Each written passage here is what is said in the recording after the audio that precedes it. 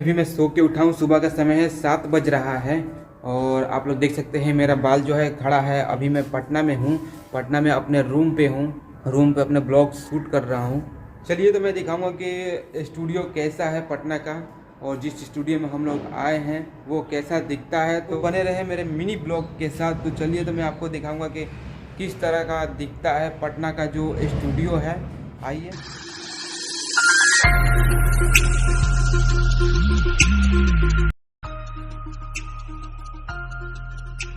देखिए दोस्तों, यही स्टूडियो है और इसके अंदर लाइट जो है अभी जला नहीं है। मुझे पता नहीं है कि लाइट कैसे जलता है।